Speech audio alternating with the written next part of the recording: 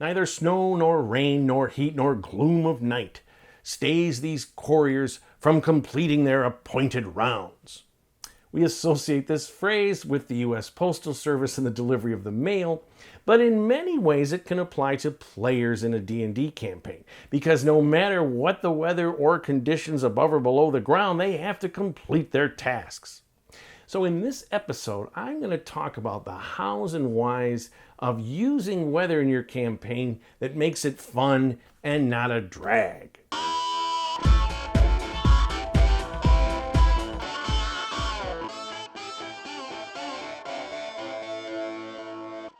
Hello again, KR King here, helping any and all run their own homebrewed campaign.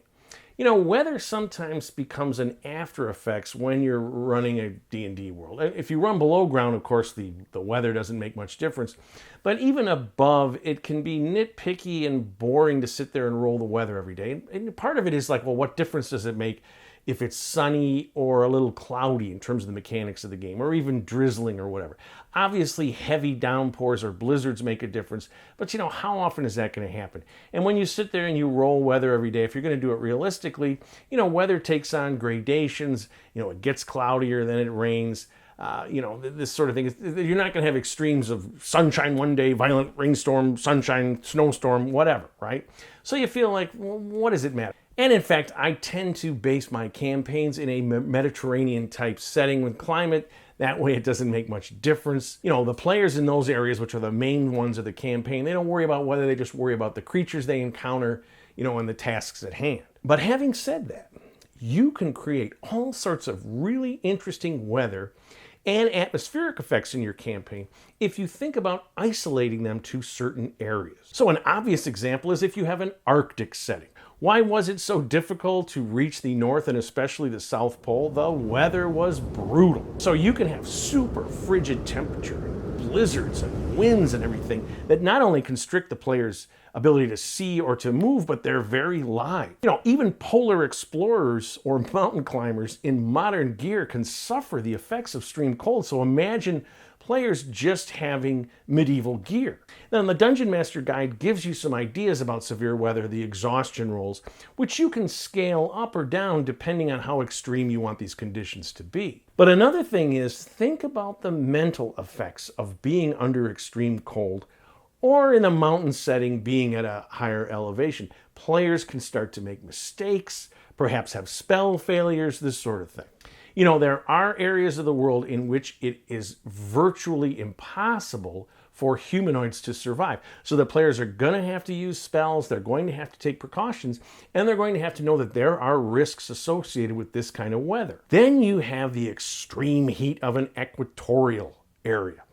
Now, obviously, in terms of human history, it was the diseases more than just the heat that made exploring these areas so difficult. But when you combine extreme heat with incredible humidity, you have something that can really sap people if they're moving through this area. So here again, you have exhaustion rules in place, and it's exacerbated. They need to hydrate themselves constantly. They're literally just sweating out every bit of water in their system. Now, the water sources in a typical equatorial area that you're going to create, a jungle or a swamp, are usually fetid. You know, they've been spoiled by the various nasty creatures that live there. Your players are going to have to use spell slots to protect them and hydrate themselves and potentially protect themselves from, you know, swarms of insects or all sorts of, you know, parasites, things that thrive in this kind of super extreme environment. And you can have this delirium that I talked about with the Arctic cold. Not only exhaustion, but your mental acuity starts to fail. You start to get disadvantage on things and whatnot. Now, the extreme heat of the Arabian Peninsula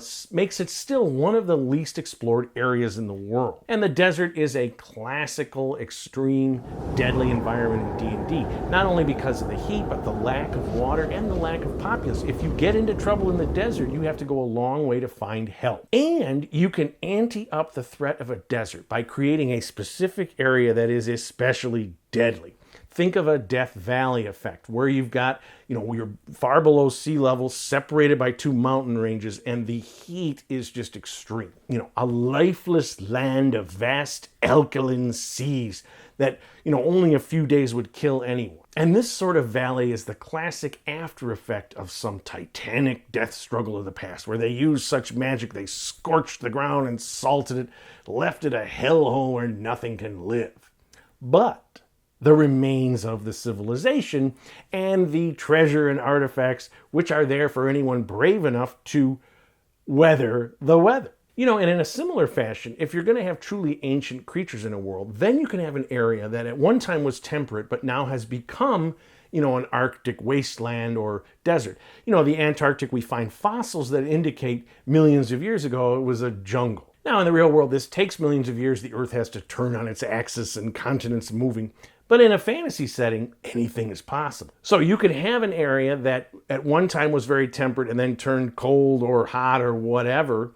And you can have the remnants of that society that moved underground to avoid these effects. So now you've got an entire civilization which exists underground that's totally disconnected for thousands of years from the rest of the world because these environmental effects have created a barrier between them and the rest of the world. Save for the player characters who decide to cross the deadly expanse and to meet this civilization. Another thing you can have in terms of a weather effect is a sea with notoriously bad weather. Think about the Barents Sea between Alaska and Russia. You also have the North Sea has this kind of weather. The whole area south of the 40th parallel in the southern hemisphere. Players might have to cross this sea and find it difficult to find a ship or crew who's willing to do this. And if they try to fly across, obviously the atmosphere above the sea is going to be just swirling with air currents. And another thing is you can have an area of the sea that is prone to rogue waves. 100-foot plus monsters that will smash any medieval ship to pieces.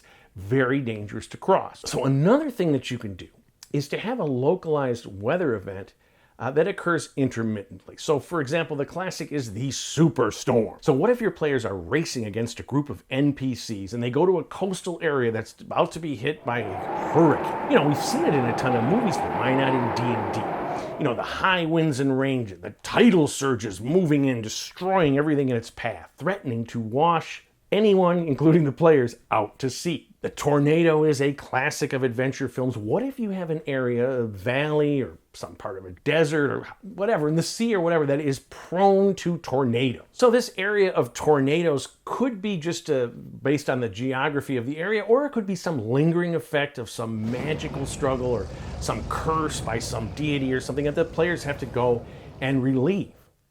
You can also have what are called heat bursts, and this is changes in the atmosphere where suddenly there's a heat burst of sometimes 20 degrees Fahrenheit. You can have these in an area as a continual threat, and you can make it a lot hotter than that. The players know about this or experience it for the first time, and they have to deal with this. Okay, so another great environmental effect that you can use are atmospheric effects. And these are usually born out of the geography of the area and the confluence either above the ground or below it. So fog is the classic atmospheric effect, and it restricts sight and movement. And sight especially because you have particles of water in the air that reflect any light that you attempt to use. So in a foggy environment, creatures that don't use traditional sight to find their way around have a tremendous advantage. You have the classic fog-shrouded island in King Kong, which is cut off from the rest of the world, and also fog-shrouded seas that are very dangerous to sail through. And of course, in D&D, these atmospheric effects such as fog can be the result of magic, or they can be in some demi-plane.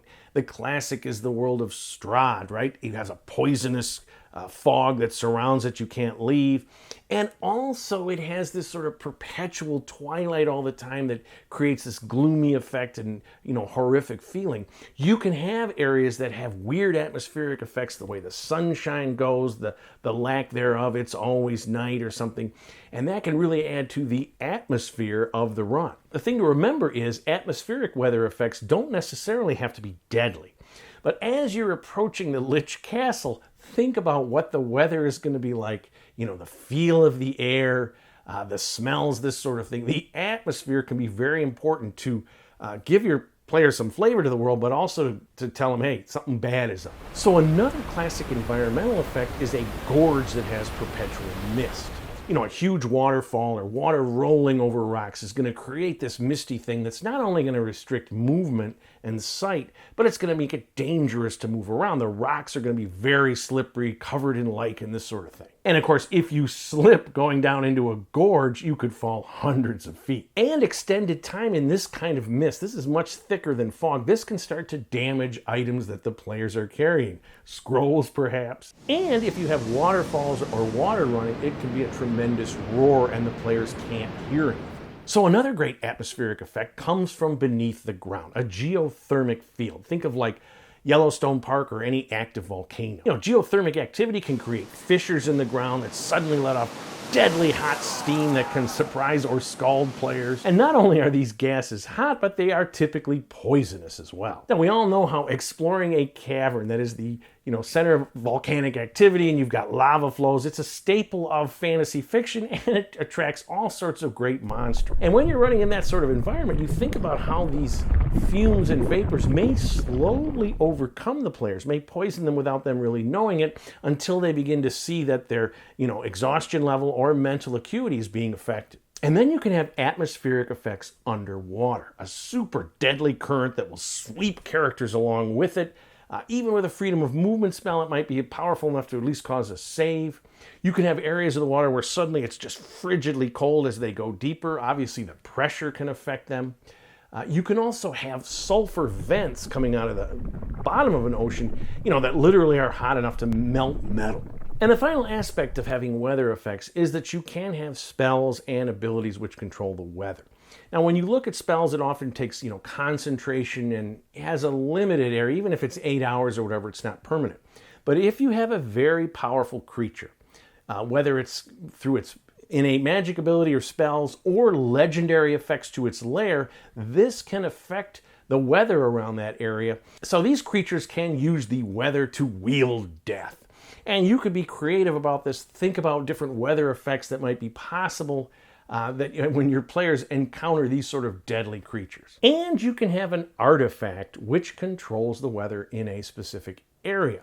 All the different effects and all the different weather conditions that I described could be created by some artifact in an extremely localized area that doesn't have to make sense in terms of the geography. So I hope that was helpful. If you like what you've seen, please subscribe to my channel. Also, I'd love to hear comments, how you use weather, some weather conditions maybe that I didn't think of in this video.